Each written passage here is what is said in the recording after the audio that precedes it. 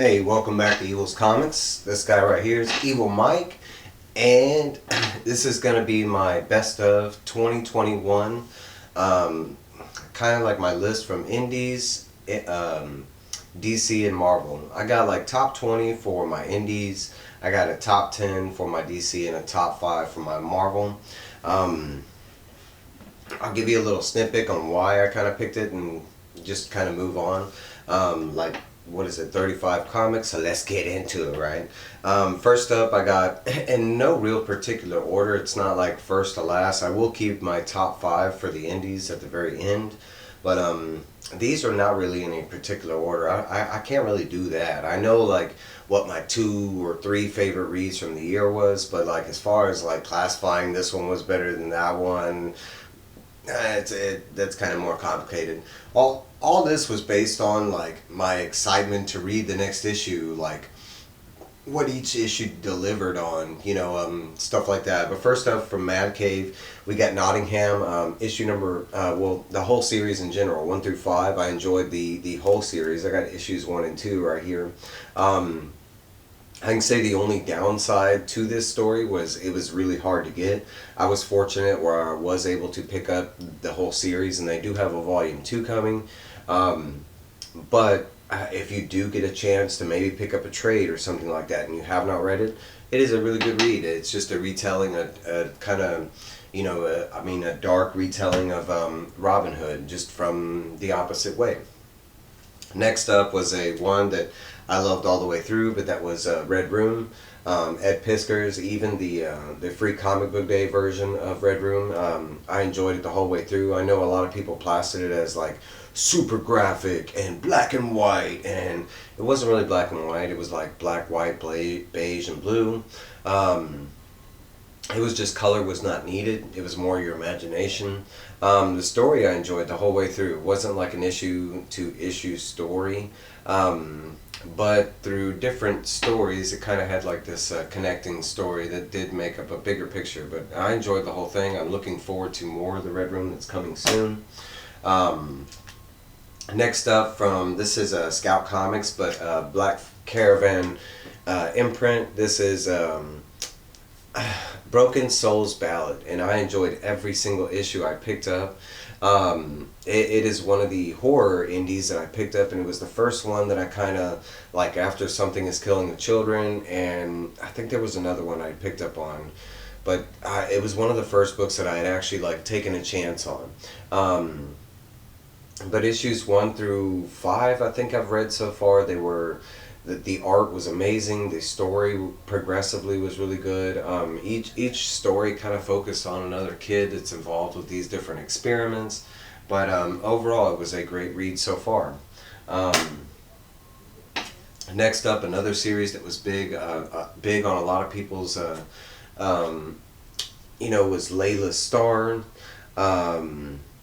All the way through was it was a good series. I want to say the ending was probably maybe a small negative. It wasn't a bad ending. It wasn't a great ending, but overall the story was absolutely amazing. The way it was told, the art was spectacular. The covers they gave us. I mean, this is the foil cover, but the mini deaths of Layla Starr was just spectacular. Next up, one that's close to home, but this is from Humanoid. This is Space Bastards. I have only read 2 issues 5, I think, and so far I've loved every single issue. It is engaging, it's fun, it's exciting. It just reminds me of like a roller coaster. I mean, the whole way through. It's plain and simple. You don't need to be a mathematician to figure it out. But the art is stellar. The story so far has engaged me the whole way through. Another one that's close to home. But Hero Tomorrow Comics, this is Bloom. Issues 1, the whole series in a nutshell was really good.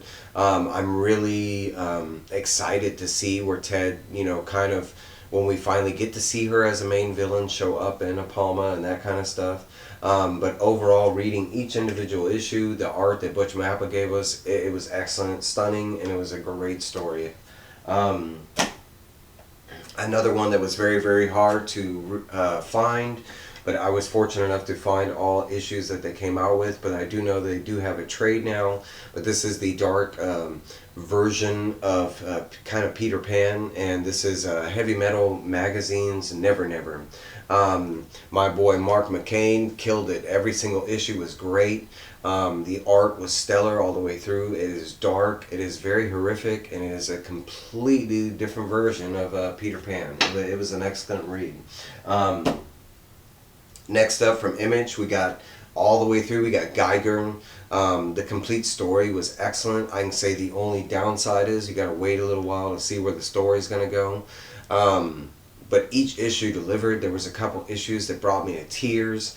The art was just phenomenal. The covers, I kind of hope this is the next big Image comic right here, because I fell in love with that. I need more Geiger. That's all I can say about Geoff Johns and Gary Franks.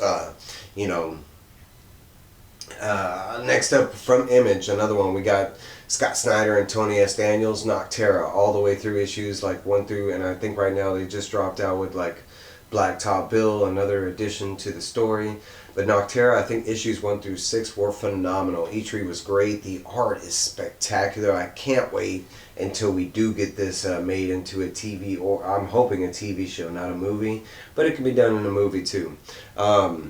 But all the way through, this was just a great read. The art was phenomenal, and I can't wait for the story to open up more into what they gave us for Nocterra. Another one that was high up on the list on each individual week was Image Comics, The Silver Coin, an anthology story, each written and drawn by different people. I kind of went with the first one being my favorite issue out of all the first individual sets.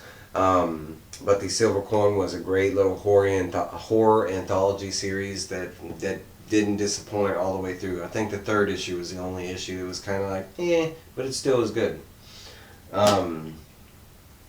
Next up, Made in Korea was a title that really surprised me all the way through. I really enjoyed it.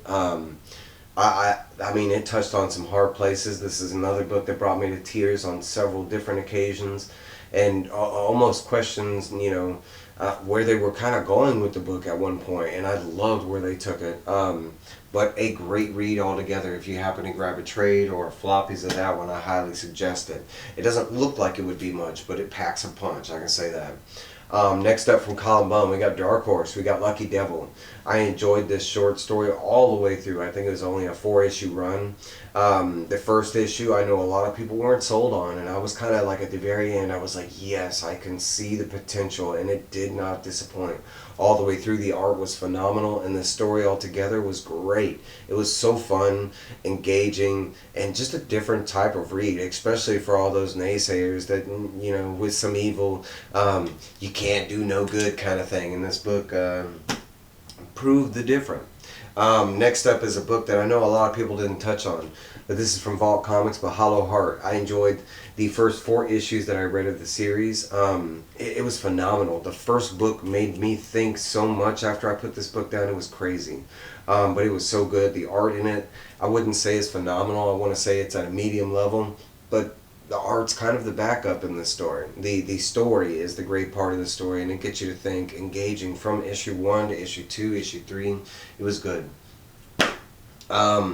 Next up is an issue that blew me away after the first issue, but Carmen.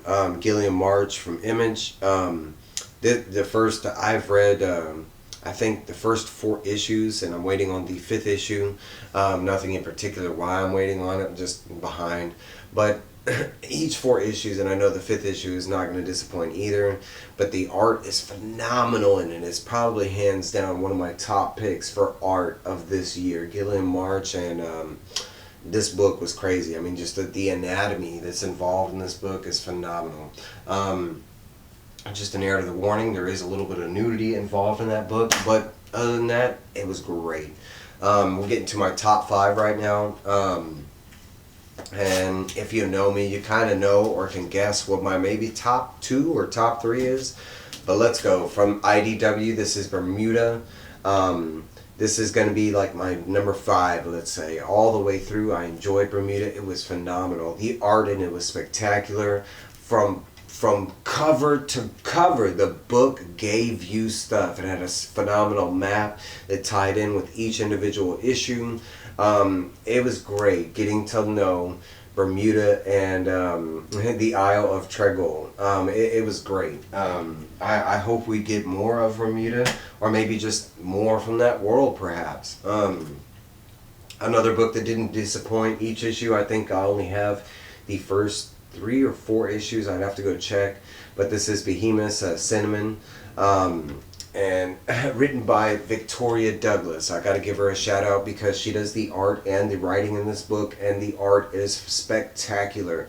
It's so basic, but at the same time she has done something that I've never seen before. She has this way of making things like fuzzy, and it's spectacular. She even kind of she even tells you how she does it at the end of some of her books, giving you little like art tutorials and stuff like that.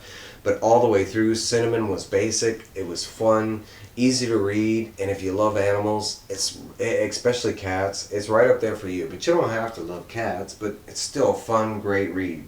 I know there was a couple people that talked about it, but not enough. Next up, I'd have to say my number 3 book from Vault Comics was Barbaric. Barbaric was phenomenal. There is a little bit of nudity in this, but I'm more so on the covers than in the physical book. The book altogether was great. The variants that they gave us, I was satisfied with all my undressed covers that I got. But the story in it, even though it was only a 3-issue series, it was spectacular, and I can't wait, and it's coming. I can't wait till we get more Barbaric.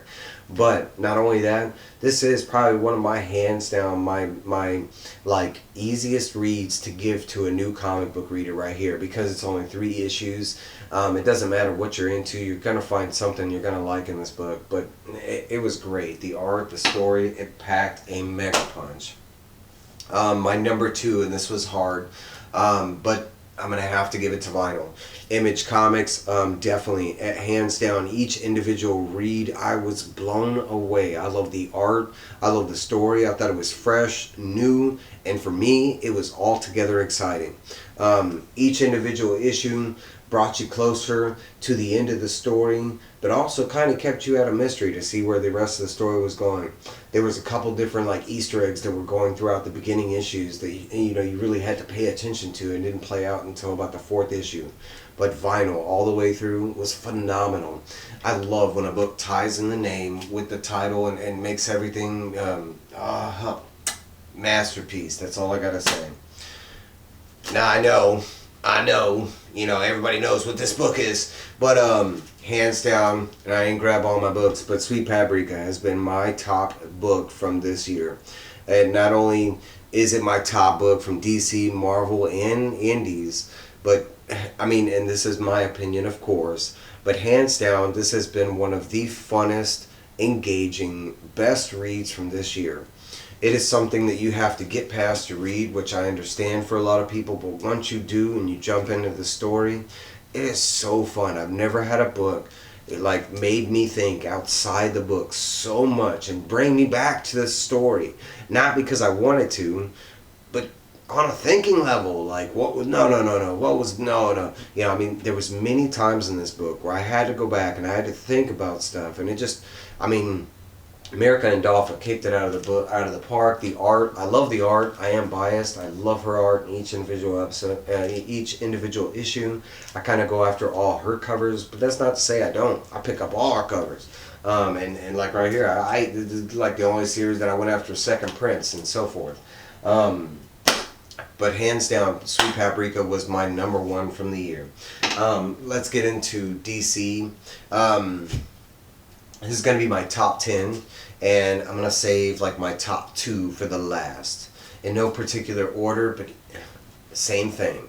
Harley Quinn, all the way through from Infinity Crisis, from Future State to current where we are now. It was phenomenal. At first, I wasn't a big fan of the art. I did love the anime art that they gave us on the first 2 covers, but the art inside, I wasn't a big fan of, but it grew on me. By the 3rd issue, it was like it blossomed in my mind when I got to a certain panel, and after that, I fell in love with the art, and I love the art in this book. Not only that, but the story was fun. It does go mainly into the Fear State story, but it is its own kind of, it is her telling or whatever. So it's not like you have to read any other Batman stuff to read Harley Quinn. It was great. It was fun. Um, Definite recommendation. My and real quick, but we got another Harley Quinn book, but this is the the Eat Bang Kill Tour book that is based off her animated series. It is like the unofficial continuing of the animated series. But so far, all the way up to issue 5 or issue 6, I have enjoyed every single issue. Hands down, the art is phenomenal. It's got to be one of my top picks for art this year. But the story in it and the comedy, it is one of the only books that really got me to laugh out loud so hard I had to stop reading where it got me to laugh. And there's not too many books I can say that on. But this book, hands down, has been great all the way through. Another big one on my list from Mr. Tom King, but this is DC's Supergirl Woman of Tomorrow. Hands down, every issue has been great. It is, I want to say, a read, and it earns that title with great prowess. The story in this is so epic and so good. It is not a traditional superhero story because even though it is about Supergirl, we don't really follow the story through her eyes. We follow the story through this little girl's eyes, and she kind of tells us the story. But it's also through her perspective, her recalling of what really happened. So it's altogether different type of story, and each issue so far, and it is not a complete story yet, but it has hands down delivered. The art, the story, I am so excited to find out where we're going to end up at the end of this story. Another big one, but this was, you could say this was an indie read, but this is from DC's Black Label. This is Nice House on the Lake from Tinian and Alvaro Martinez Bueno. I was a so fan of this book. The first 3 issues, there's a lot of complaints that I have, but the main story that is there is still nonetheless a good story. So far it has been engaging. It keeps you thinking. Like, there are some good mysteries involved in the story, and right now we're at the break. I think we're at like issue 6 going into issue 7, something like that. And so far the story has picked up, and after the 3rd issue, it got me hooked. So, but Nice House on the Lake definitely is hands down one of my top picks from this year. It so far has been a really good and engaging read. I'd say my only hands down to that book would be the art. I want to say it's a medium for me. Next up, but Justice League. Ever since coming out of Future State, Justice League has been an engaging and fun read. I've always been a big Justice League fan, but this Justice League that they have given us is a different Justice League. It has different members and they're trying new things.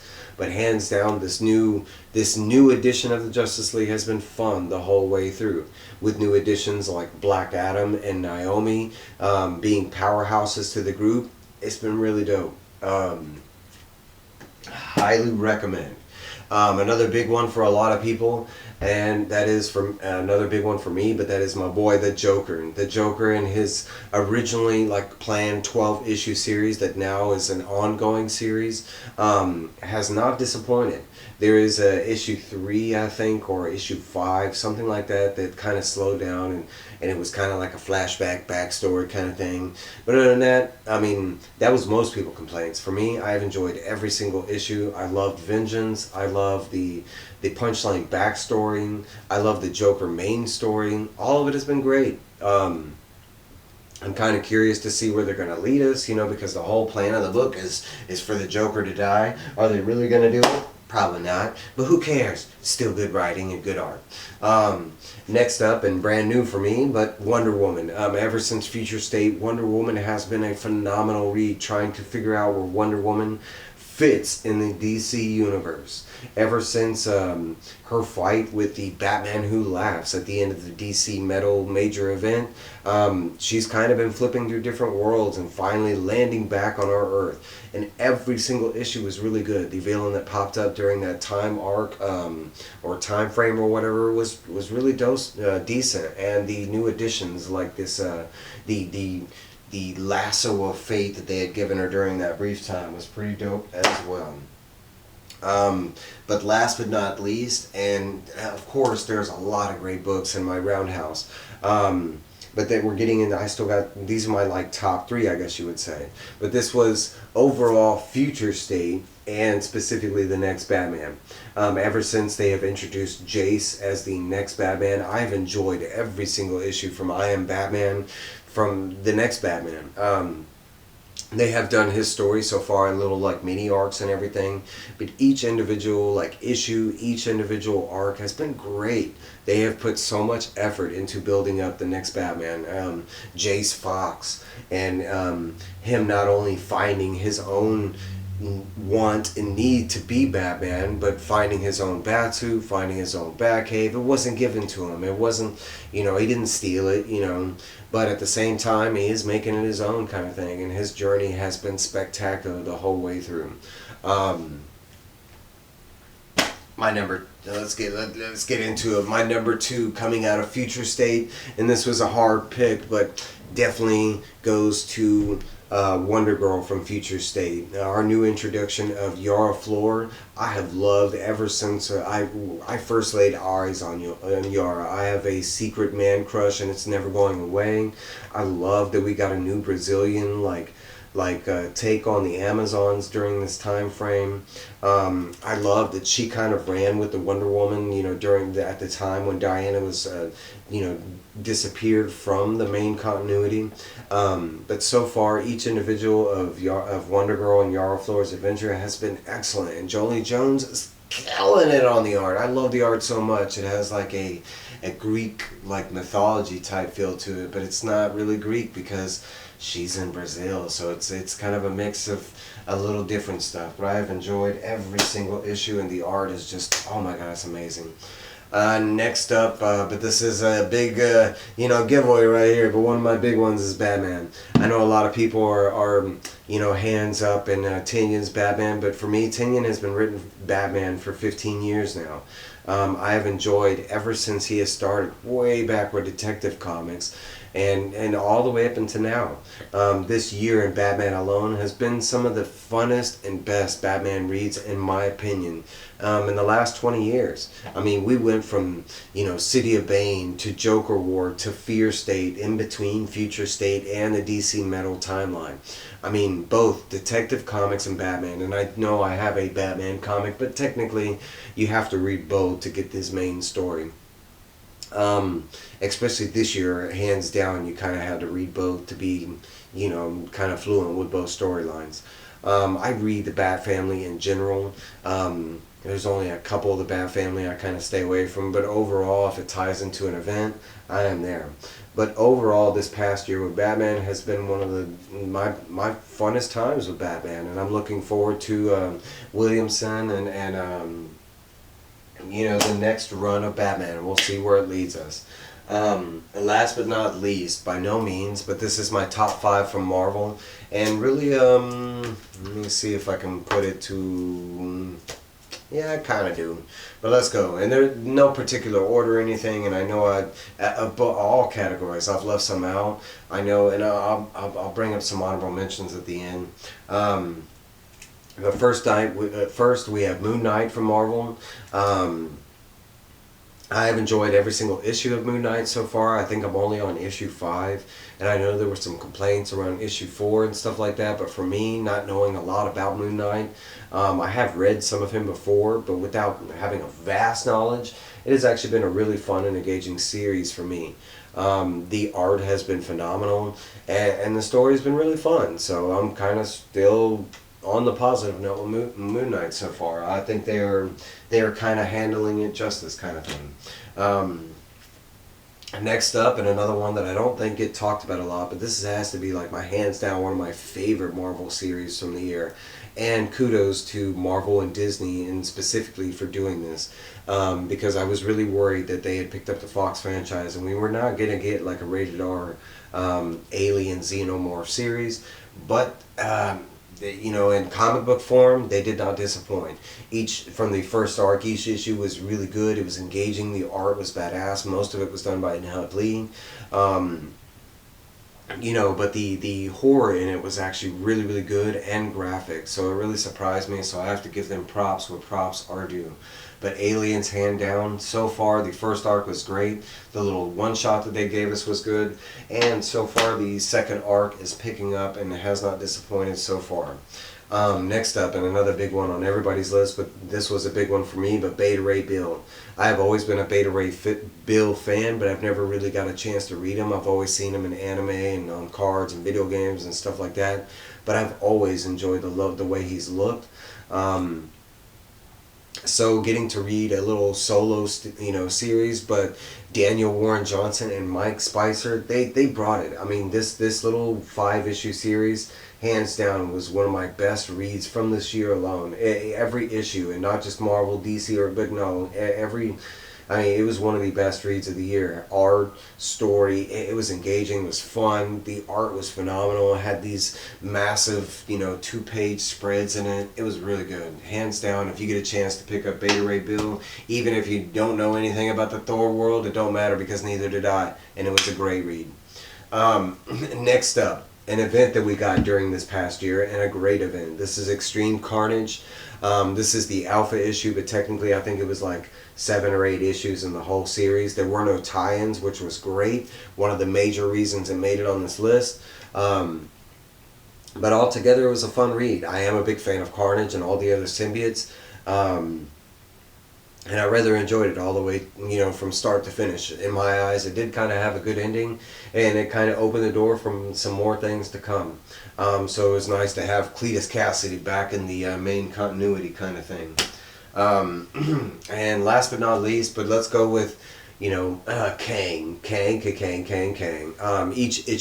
Each issue of this series did not disappoint. Hands down, in this little mini series, the art, the story was phenomenal. It was another Marvel character that I was not well versed in his complete story, but not only do they catch you up, do they kind of highlight on almost all of his important events that go on throughout the Marvel series, but it does tell its own story and everything. Hands down, it was really good. There are some honorable mentions, and one, it was supposed to be in my indie reads, but Stray Dogs. Stray Dogs is definitely one of my top reads, and I do have it in the closet, but I just, for some reason, I don't have it here. But there was definitely some other comics that I can mention, a lot of ones that just didn't make the list and everything. And I could do a top 50, and I could do a top 100, but let's keep it basic and simple. It's already going on 27 minutes here. While we're at this moment, please like, comment, subscribe. Let me know on some books that you really liked this past year, especially recommendations. If you watch my channel, you kind of know that I've read a whole bunch, but that doesn't mean I was able to read everything, and there's still stuff that I'm picking up, on recommendation level kind of thing. But that is my list from 2021, and we're starting out in 2022. I'm pretty sure we're going to have some great reads, some great art coming up. I'm looking forward to it. But that's my list. I'll let y'all go. I'll see y'all later.